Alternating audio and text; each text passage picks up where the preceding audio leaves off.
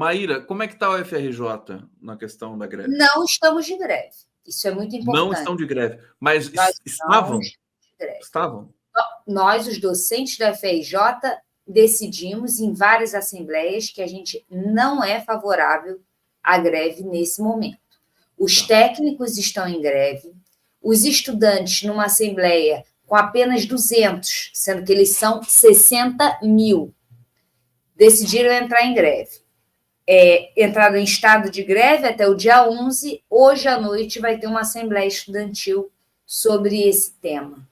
Espero que ela tenha uma participação maior do corpo discente, porque nos CEAs, que são os centros acadêmicos, em que há formas mais plurais de participação, e aí, nomeadamente, eu me refiro a participações não presenciais, né, que permitem que o estudante, que às vezes não quer ser coagido, que às vezes não quer ser vítima de aquela sanção social, por talvez não ser tão militante, talvez não ser tão engajado, talvez não ter uma opinião parecida com as demais, ele não se sente confortável de participar. E aí a gente tem essas taxas baixíssimas de participação. Nos CEAs, em que a gente tem uma participação maior, os alunos têm se manifestado contrários à greve. Perfeito, perfeito. Agora, ontem o governo lançou um programa para as federais. Não sei se você acompanhou, o quanto você pôde ver. Então, você tem a propriedade aqui para dizer o que você achou do programa e se você pode dar um termômetro aí, mesmo vocês não estando em greve na FRJ. Eu sei que, como sindicalista, você deve ter informações do país todo. E todo mundo está dizendo que o acordo deve ser assinado nos próximos dias aí. O acordo já foi assinado. Ele foi assinado pelo PROIFES, né? Pelo PROIFES, e foi contestado judicialmente. Sim. E ontem veio uma decisão deferindo o recurso do PROIFES para poder ser copartícipe dessa assinatura. Ou seja, o governo federal ele deu ontem 2 sinalizações inequívocas de que está chegando no limite da negociação, né, do espaço fiscal. A gente está tratando disso, de um espaço fiscal que não está nas mãos apenas do campo progressista e que, portanto, existem entraves e que o governo estaria chegando nesses entraves ao expansionismo fiscal. Ele fez sinalizações contundentes em termos de recomposição do orçamento, em termos de verbas de custeio, que vão direto para essas questões mais prementes. Ele anunciou ontem o PAC, que para completar obras que estão em andamento, mas também fazer novas obras, consolidar os campos que já existem e criar novos campos. Mas, sobretudo, o governo está chegando nesse momento em que o término das negociações. Daí, nessa chave de leitura, que eu entendo a decisão de ratificar o papel do PROIFES como um ente válido ao assinar o acordo. Eu recebi aqui... A greve tem que acabar. E o Lula, não sei se você viu, Conde, isso ia ser muito legal se tivesse o trechinho, ele deu uma declaração muito contundente no sentido de, olha, eu tenho muito sindicalista que é brabo para entrar em greve, mas a gente também tem que ser brabo para sair da greve. Tem que saber sair, né? Ele falou. Porque qual o problema de sair da greve? Quando você mobiliza um grupo para entrar em greve, você diz que vai mudar, que vai fazer, que vai acontecer. Só que numa universidade grande, por exemplo, como a UFRJ, mesmo que cheguem recursos, mesmo que que aconteçam coisas, o impacto não é imediato. Então, como é que você vai chegar para esse professor que topou entrar de greve, achando que ia sair da greve com mundos e fundos, e ele saiu com reajuste que não vai mudar a vida dele? Mas já é uma sinalização inequívoca que estamos diante de um governo que se preocupa com o projeto de excelência e inclusão que a universidade pública representa. Você me falou que a UFRJ tem problemas graves de infraestrutura, goteiras, teto caindo, não sei mais o que e tudo mais. Esse programa do governo de 5 bilhões aí, ele vai atender essas demandas? Bem, os 5,5 bilhões são para investimentos, né? Desses 5,5, a gente tem 338 para obras. Desses 338, são 223 para novas obras, 95 para obras retomadas e 20 para obras remanescentes, né? Mas a questão central é que muitos desses problemas infraestruturais, eles precisam daquela verba de custeio, que o governo apresentou uma complementação da ordem de 400 milhões. Então, sim, é um recurso pequeno diante do montante da FRJ. Já houve uma estimativa de que a gente precisaria de quase o dobro disso para lidar com os problemas infraestruturais dentro da FRJ, mas é uma sinalização. Por que eu estou falando toda hora disso? Porque a gente passou 6 anos com a sinalização contrária, não é? De que a universidade não era uma prioridade, de que, mais do que isso, a universidade pública inclusiva era algo ruim. E esse discurso não cessou. Nas últimas semanas, a gente tem tido contínuos editoriais nos veículos Globo, Estadão, indicando que a universidade pública é custosa, que ela não funciona direito, que os alunos se formam em cursos que o mercado não absorve, com uma série de críticas veladas ou mais explícitas, colocando em xeque esse projeto de excelência e inclusão que a universidade pública representa. Daí a importância da gente ter atenção nas estratégias que usamos enquanto movimento sindical, porque o que a gente tem que fazer é convencer essa sociedade que está recebendo informação dos veículos tradicionais, né, de imprensa, de que nós não merecemos sequer um reajuste mínimo. Então, a gente precisa manter um contato intenso com a sociedade para mostrar que nós fazemos pesquisa de ponta, que nós geramos tecnologia, que nós capacitamos a mão de obra, enfim, que nós prestamos um serviço que está no coração da reconstrução do país, de um projeto de desenvolvimento sustentável, ambientalmente sustentável, socialmente sustentável. Sem a universidade pública e gratuita, isso não existe. Vocês estão assistindo aqui o 11 News com Maíra Goulart. Eu vou para o bate-papo aqui mais uma vez, trazer aqui a reação de vocês, o que vocês estão achando de todo esse debate.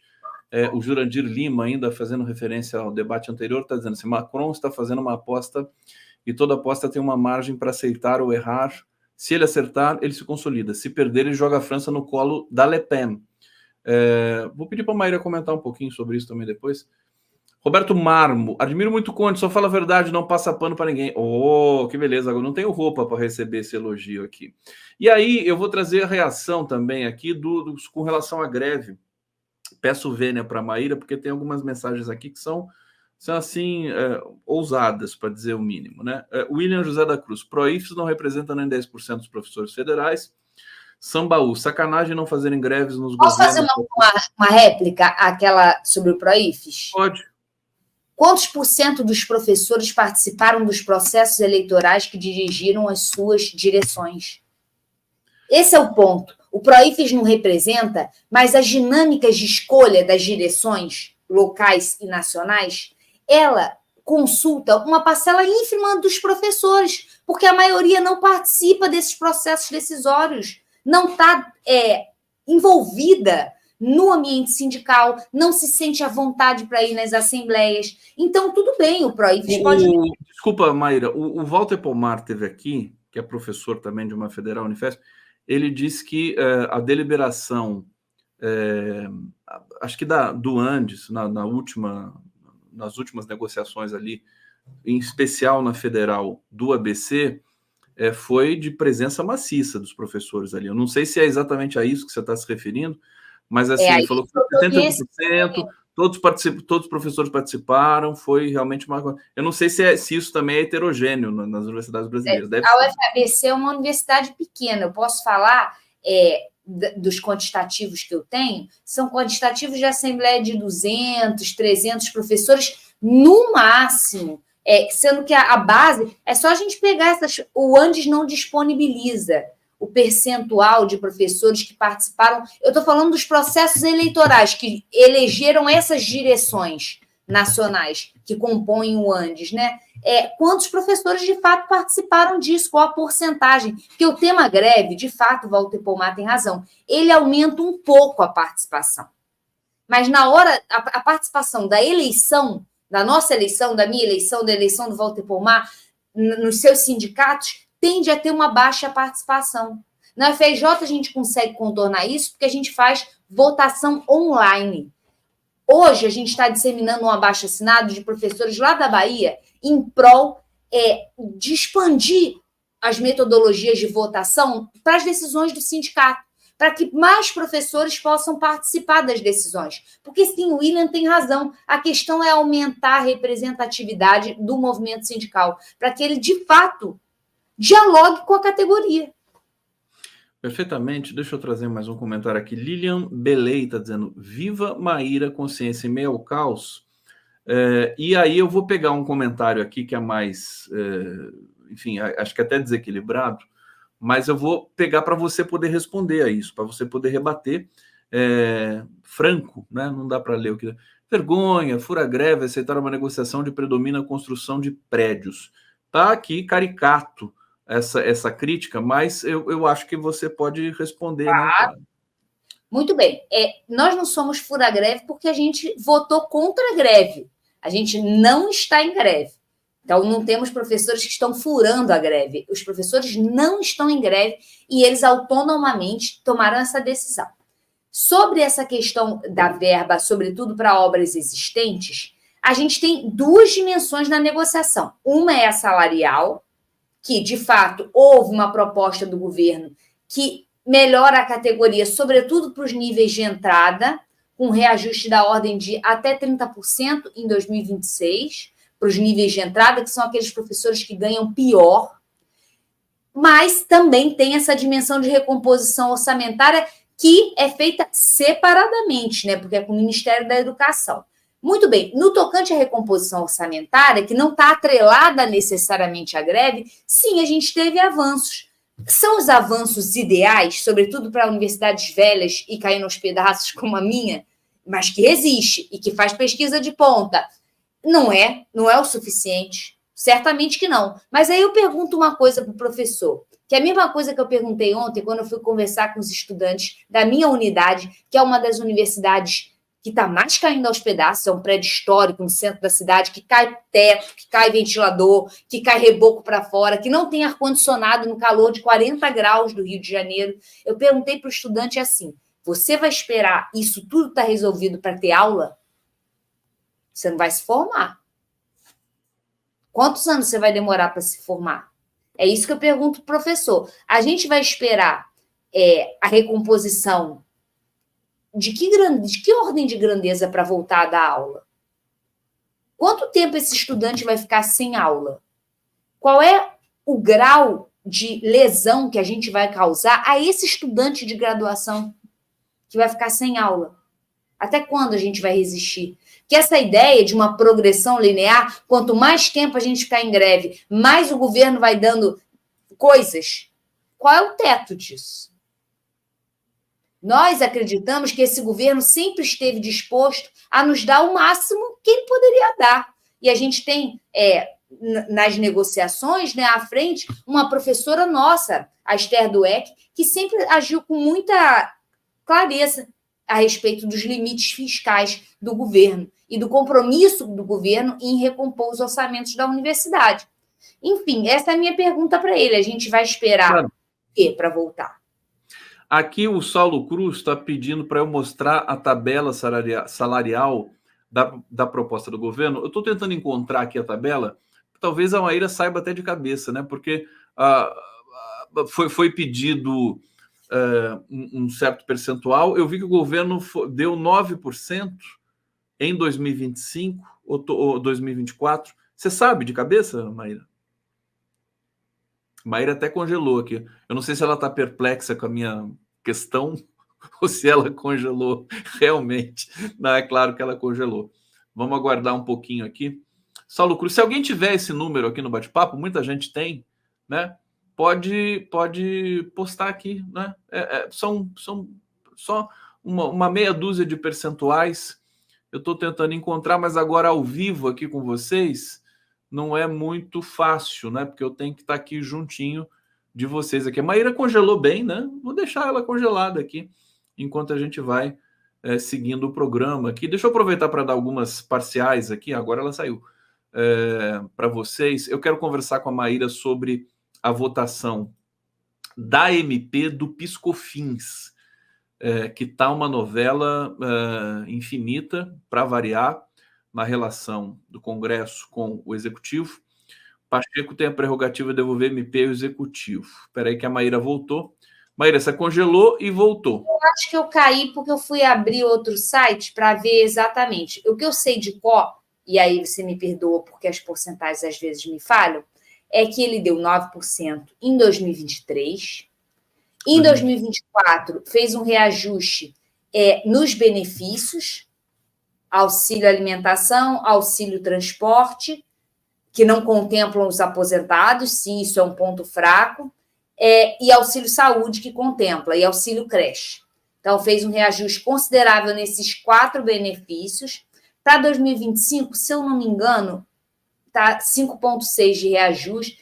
Eu não sei exatamente... Eu não sei o número exato e nessa hora. Para 2025 e 2026, eu sei que é menos de 9% para os 2 anos. Se eu não me engano, é 5,6% e 3,5%. Eu não sei de cor. Outra coisa que o governo fez foi aumentar os STEPs, que é quanto o professor ganha a mais a cada progressão, que eram da ordem de 4% e vão chegar a 5%. Então, o que eu não sei é exatamente as rubricas, mas eu sei que 25 e 26 são valores que orbitam entre 5,6, eu acredito, em 25, e 3,5 em 26. Eu acho que é dessa ordem. Perfeito. O pessoal está comentando aqui. Célia Rocha, 2025, 9%, 2026, 3,5%, e reestruturação da carreira, reajustes nos STEPs? Nos STEPs, é isso que eu expliquei. Os STEPs são esses percentuais que o professor ganha a mais a cada etapa que ele progride da carreira. Nós, quando cumprimos uma série de requisitos funcionais de pesquisa, extensão, docência, a gente progride a cada 2 anos, no mínimo, né? Ontem pediram aqui para eu mostrar ou refutar uma informação de que um presidente ingressante na federal ganharia 20 mil reais. Você chegou a ver isso? Que beleza, né? Qual é essa federal? Me chama. Qual é essa federal que eu quero... Não, porque a direita aproveitou para espalhar fake news e dizer que professores são um bando de marajás e tudo mais, né? Mas isso é absolutamente... Quando vai chegar professor titular, o professor, nesse novo reajuste, vai de 20 mil para 26 mil. Lembrando, valores brutos. Valores brutos. Meu sonho na vida é ser o valor bruto do meu contra-cheque. Porque além dos descontos da ordem de 30%, eu ainda tenho que pagar a previdência complementar, porque professor jovem não se aposenta no integral. Então, a gente tem que... Essa questão, vão divulgar os valores brutos, mas o funcionário público é muito taxado. Então, assim, fique tranquilo. Tranquilo não, porque era justo que a gente tivesse essa faixa salarial.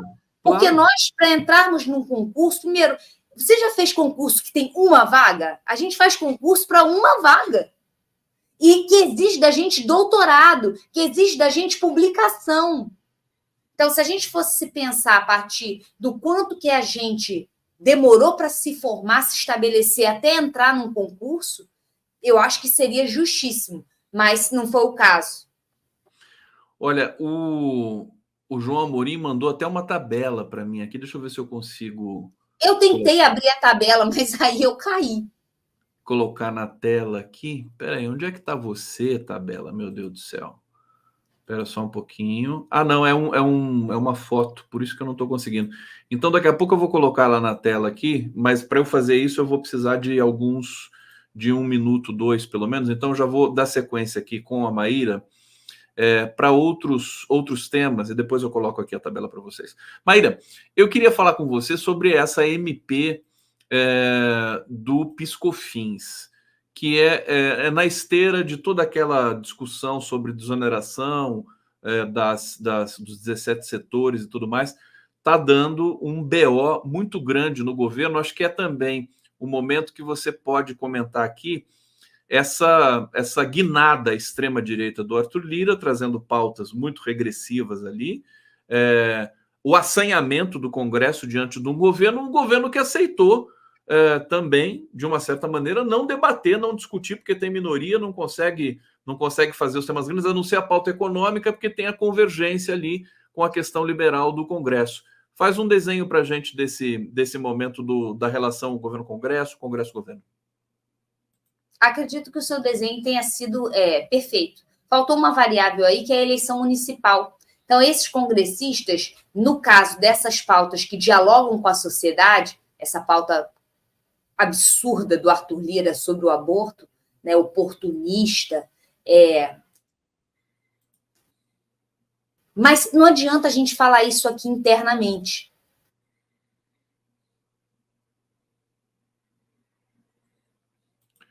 Congelou mais uma vez a Maíra. Incrível como ela congela bem, né, gente? Poucas pessoas congelam tão bem quanto a Maíra Goulart. Está aqui, então não vou nem tirar. Aqui Sim. A lista. Querida Maíra, desculpa, você congelou e a gente perdeu sua fala. Pode falar de novo. Aliás, congelou de novo. Agora não congelou tão bem. Mas... Eu estou em casa e supostamente... Eu estou em casa. Maíra, acho que ela vai entrar de celular, quer ver? Oi, querida.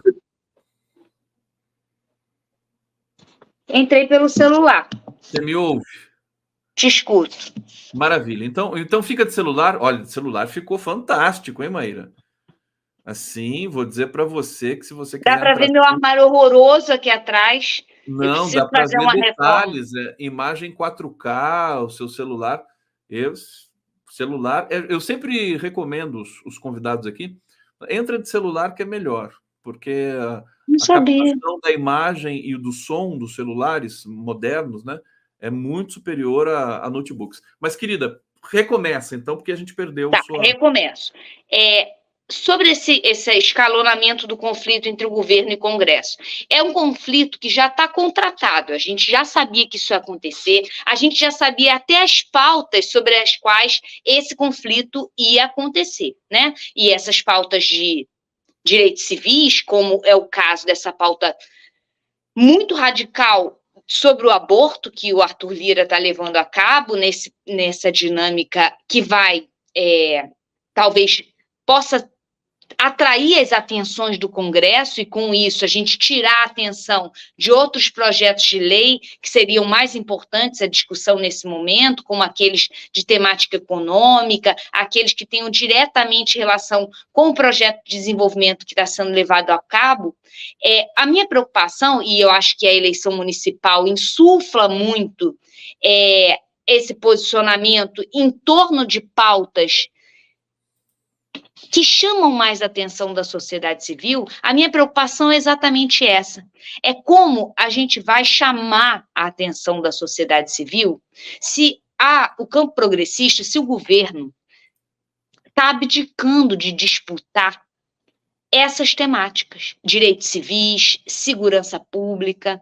O governo, quando se manifesta sobre esses temas, ele ou faz um discurso que não se diferencia suficientemente da direita, mas, principalmente, não disputa, não forma preferência na sociedade civil. E, com isso, a questão de ficar refém do Congresso vai virando uma bola de neve, porque a cada projeto de lei, a cada ideia, a cada momento em que a sociedade civil está prestando atenção na política, em que o governo não discute, como foi o caso da saidinha, como foi o caso da Lei Patriota, que passaram sem que o governo disputasse na sociedade civil os temas, o conteúdo.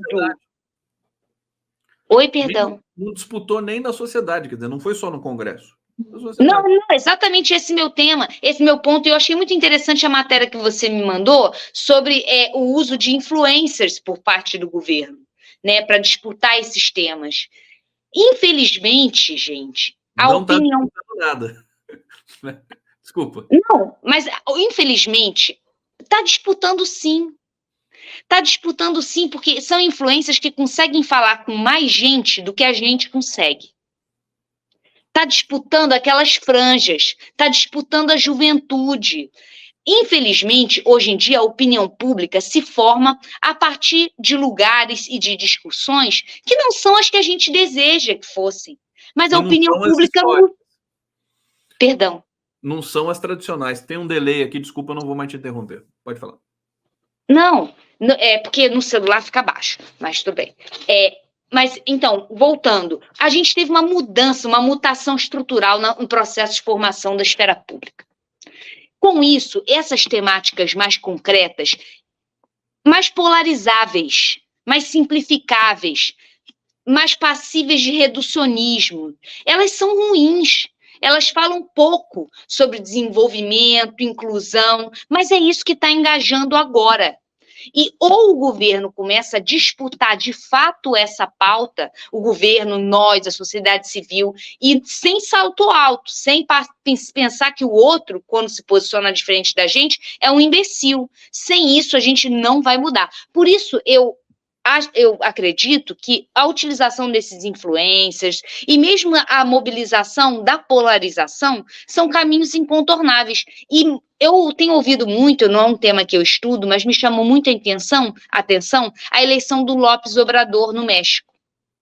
A eleição do López Obrador, não, da sucessora do López Obrador, que é a Sheinbaum, com uma votação expressiva, maior do que a do López Obrador, dobrando a aposta, né, uma votação massiva numa candidata de esquerda, não só no cargo da presidência, mas também nas eleições subnacionais, mas também para o legislativo. Então, a gente tem uma vitória expressiva da esquerda na América Latina, num formato em que a polarização faz parte da estratégia de comunicação exitosa do López Obrador. Ele montou uma dinâmica de comunicação em que ele polariza e ele dita o conteúdo do debate. Aliás, nós precisamos conhecer melhor o que está acontecendo no México, né? É preciso a Gleisi Hoffmann, sei lá, governo, parte, o pessoal, núcleo de pesquisadores, ir lá entender como é que está esse dispositivo de comunicação. Você já está super... eu pensei a mesma coisa. Detalhes, né? Oi? Assim que eu vi o resultado, eu falei, o PT tinha que mandar uns emissários para o México ontem, porque lá o tema da segurança pública é estruturante, mais radicalizado do que o nosso. Eles estão do lado dos Estados Unidos, onde a extrema-direita está arrebatando corações e mentes, inclusive da elite, e há uma vitória expressiva de uma candidata de esquerda, sucessora, ou seja, nem é a primeira aposta, vamos votar no escuro. Não! É alguém que consolidou, é o resultado da consolidação de um capital político, de um partido de esquerda, que usa uma estratégia de mobilização que é a polarização. A gente gosta da polarização? Não. A gente gosta de ter as lideranças falando o tempo inteiro de temáticas de direitos civis, conservadoras, flertando com o conservadorismo? A gente não gosta.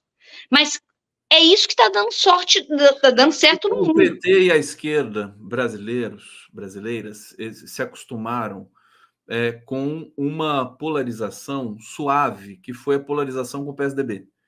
Governaram de braçada, assim, né? Nadaram de braçada. O PSDB fazia aquela oposição assim, mas que era uma delícia, né? Para o PT cair em cima. As eleições, né? O debate era muito... O PT tinha muita proeminência em cima do PSDB. Agora mudou esse adversário, mudou. Agora o adversário é muito mais perigoso, desonesto, terrível. Soube melhor do que o PSDB e está sabendo melhor do que o campo progressista lidar com as frustrações das expectativas geradas pelo próprio projeto do Partido dos Trabalhadores, pelo próprio projeto de inclusão, de desenvolvimento, de crescimento econômico. Sempre que a gente tem um período de crescimento e desenvolvimento econômico, as projeções que cada um faz para o futuro, elas se insuflam. E quando esse futuro não chega nessa mesma medida, gera-se frustração. A questão é quem vai ser capaz de falar em termos de sentimento, em termos de uma linguagem que seja capaz de dialogar com essa frustração. E a extrema-direita ganhou de braçada. 11 News aqui com Maíra Goulart. O Reginaldo Nicolosi é fã da Maíra, está dizendo aqui, Maíra Goulart, a melhor analista do 11 News. A Maíra é um fenômeno, o pessoal adora a Maíra aqui, sempre bom conversar com ela, e eu fico impressionado. Sempre do nosso papo, terça-feira, eu saio impregnado, assim, das suas falas, e sempre tem um trecho dela que eu levo para outros debates, assim, falo, olha, segundo a Maíra Goulart, eu cito a Maíra Goulart, o pessoal já sabe aqui, né? Sambaú está dizendo assim, viva México, mas isso aconteceu aqui no Brasil com Lula e Dilma. Aconteceu lá atrás, né? Agora, no presente, que é o que são elas, né? Que é o desafio, um país fronteiriço com os Estados Unidos. Isso está acontecendo agora. Ou seja, tem alguma coisa agora que a gente pode fazer para se comunicar melhor com essas pessoas que também usam a internet, que também tem tia do Zap. Por que a tia do Zap no México está votando na esquerda? Mas só parece que no México não é tão intenso como no Brasil, né? No México, os partidos de extrema-direita, a esquerda, ela conseguiu, de alguma forma, ficar nesse lugar da polarização. E aí a direita não ocupou esse lugar do nós contra eles. Ela ficou nesse lugar, talvez, de simplificação da política, na chave da polarização. Uhum. E com isso saiu na frente. Nós, o campo progressista, a gente entende que a polarização é algo simplificador e a gente tende a sair dela. Mas com isso a gente perde capacidade de comunicação. Uma questão importante que apareceu no debate sobre eleição municipal é o tema da segurança pública, né? O PT está instruindo os seus candidatos a falar de segurança pública numas temáticas que mimetizam muito a direita. E aí a gente vai perder de novo a possibilidade de disputar na sociedade civil esses conteúdos. Conteúdos que dizem respeito à violência. Não é possível que o campo progressista não tenha algo que o diferencie na perspectiva do uso da violência. É preciso que a gente dispute esses temas, senão a gente vai ficar... Se a gente só falar de economia, de ICMS... de taxação do Shopee, a gente não vai se comunicar com as pessoas.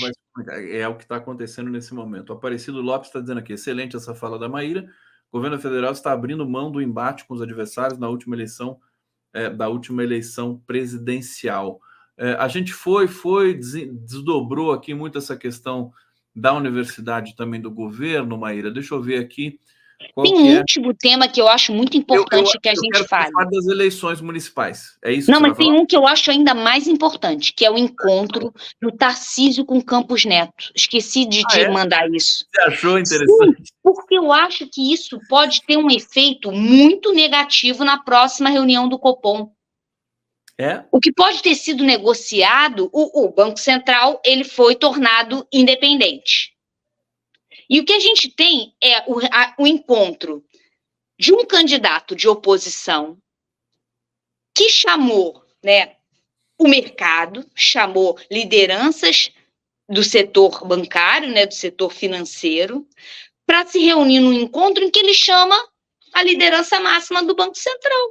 É como se ele estivesse engrenando as coisas para 2026, é isso? Mas isso tudo estaria ok. É ok você, quando vai se lançar candidato, você chamar empresários interessados em te financiar, em ajudar a sua campanha, mas não pode envolver o presidente de uma instância autônoma que controla a política monetária. Porque e se ele começar a usar isso para auxiliar o seu candidato? Como? Aumentando os juros, prejudicando o governo deliberadamente. Você achou um desastre esse encontro? Não, eu acho que para o campo da direita pode ser, o caminho. É a união, é a unção do mercado, da Febraban, dos interesses do mercado com a extrema-direita. E não é só o mercado, é o mercado com poder político, com poder de regulamentação, com poder de aumentar os juros e estrangular o governo.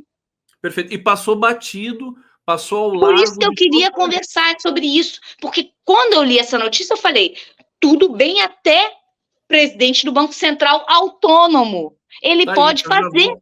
Eu já vou citar a Maíra já a torto e a direito aqui, sobretudo com o Nassif, porque não sei se o Nassif, do Nassif nada escapa, né? Mas eu acho que é possível dar mais destaque para como você está aqui sugerindo para a gente. Ô Maíra, dá tempo da gente falar rapidinho? Deixa eu pedir para o Paulo Amarante colocar aqui, abrir a câmera, Paulo, para eu saber até onde você está aqui, porque tem 2 links. Paulo Amarante, querido. Oi, Paulo. Oi, bom dia, querido. Oi, Cláudio, bom dia. Estou aqui no escritório. Se eu tivesse um armário como o do Paulo, eu entrava sempre de celular. Mas como eu não tenho, eu tenho que entrar do computador que tem aquele fundo falso.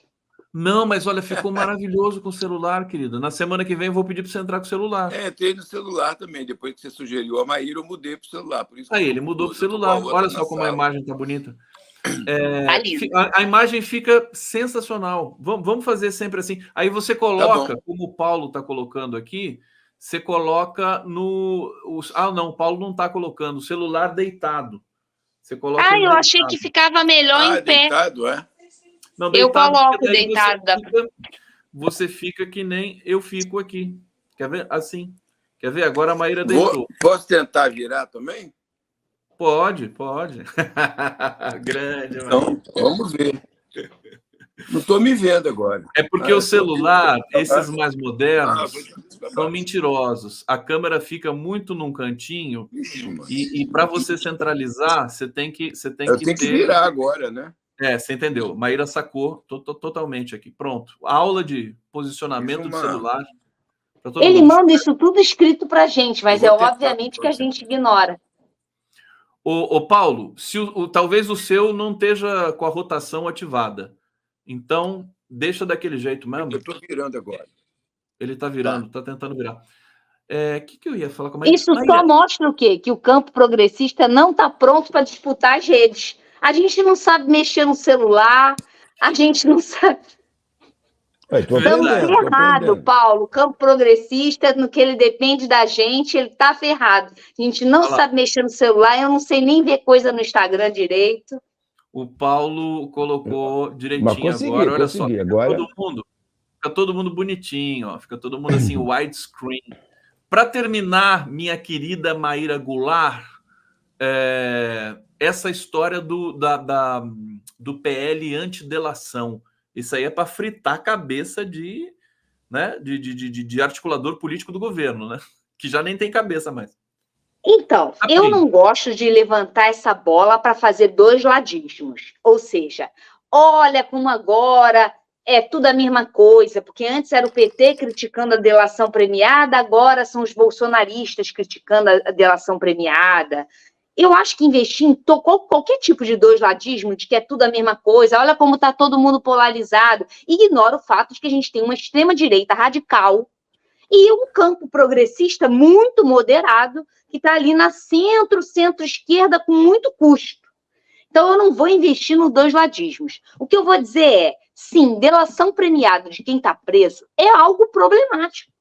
Porque você está dando um prêmio para uma pessoa que já está numa situação de muita vulnerabilidade, e a menos que o conteúdo dessa delação seja muito bem investigado e acompanhado de provas, de evidências, essa delação não tem que ter um estatuto de prova. O problema é o seguinte, eles coletam a delação e soltam isso para a imprensa. Quer dizer, aí que ferrou completamente. Maíra, querida, um beijo muito grande para você, brigadíssimo, bom trabalho aí. Adorei, eu vou entrar do celular, vou tentar melhorar meu armário. Tá bom. Não, tá lindo o teu armário. Maíra. Tchau. Beijo, Paulo. Tchau, Maíra. Obrigado. Eu sempre aprendo demais com você e com o Amorim. É uma maravilha. Bom.